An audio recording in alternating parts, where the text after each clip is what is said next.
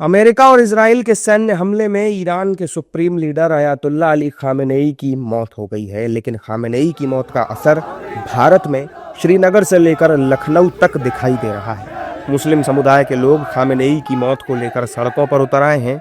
वहीं खामेनेई की मौत के बाद भारत की राजनीतिक हस्तियों के बयान सामने आ रहे हैं।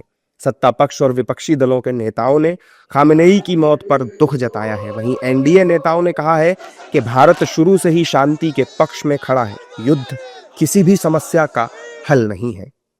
और ऐसे में इंटरनेशनल डिप्लोमेसी में भारत की यही भूमिका है कि अपने पुराने दोस्तों के साथ साथ अपने नए दोस्तों को भी साथ लेकर चलें। हम लोग कभी भी युद्ध के पक्षधर नहीं रहे हैं। भारत ने कभी भी युद्ध उससे जो प्रभाव होते हैं, आम नागरिक जिस तरीके से उससे प्रभावित होते हैं, कभी भी हम लोग हमेशा शांति के पक्षधर रहे वार्तालाप से। कल भी भारत की तरफ से यही बयान गया है कि कोई भी एक्सेलरेट ना करे, बैठकर चर्चा कर इन चीज़ों को सुलझाने का प्रयास, जितने भी पक्ष इसमें इन्वॉल्व हैं, बैठकर सुलझाने का प्रयास किया जाना चाहिए। First and foremost, condolences to Iran for the loss of Ayatollah Khamenei. But I think what we need to first concentrate on is the safety of Indian nationals. Indian government has issued advisories to citizens in Israel as well as Iran, urging them to exercise caution and follow security guidelines. If we look at the economic impacts, obviously oil prices, a conflict which has been led and which is a part of an ongoing process, and the trade disruptions that one has seen, because Iran particularly, India used to export basmati rice, and 25% of India's total basmati rice was exported to Iran. युद्ध जो हो रहा है पूरी दुनिया के लिए चिंता का विषय है। हम सभी के लिए, भारतवासियों के लिए भी चिंता का विषय है और संबंधित पक्षों को देखना चाहिए।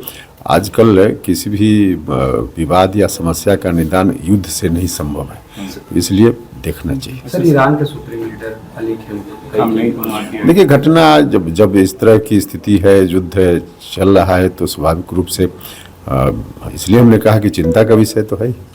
दूसरी ओर विपक्षी दलों के नेताओं ने खामेनेई को राष्ट्र के प्रति शहादत बताया है। विपक्षी दलों के नेताओं का कहना है कि खामेनेई अपने राष्ट्र के लिए झुके नहीं, बल्कि दुश्मन से लड़े। इस दौरान विपक्ष ने खामेनेई की मौत पर गहरा दुख जताया।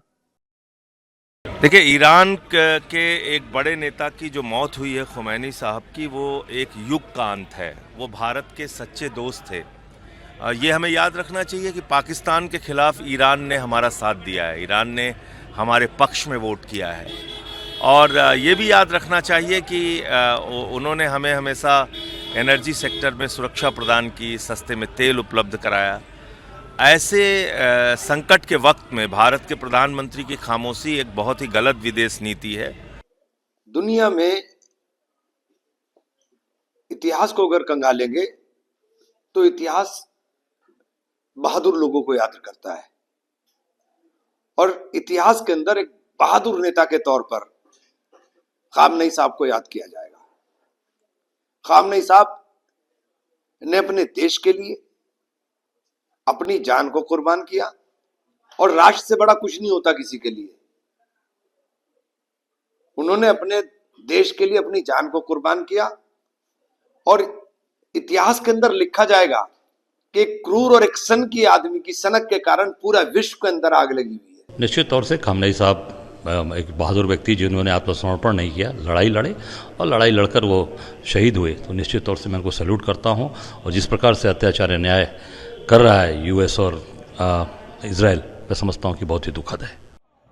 खामेनेई की मौत का सबसे ज्यादा असर जम्मू कश्मीर में दिखाई दिया। जम्मू कश्मीर में लोग सड़कों पर उतर आए हैं। कश्मीर के कई जिलों में लोग प्रदर्शन भी कर रहे हैं। इस दौरान वहां विरोध प्रदर्शन हिंसक भी हुआ।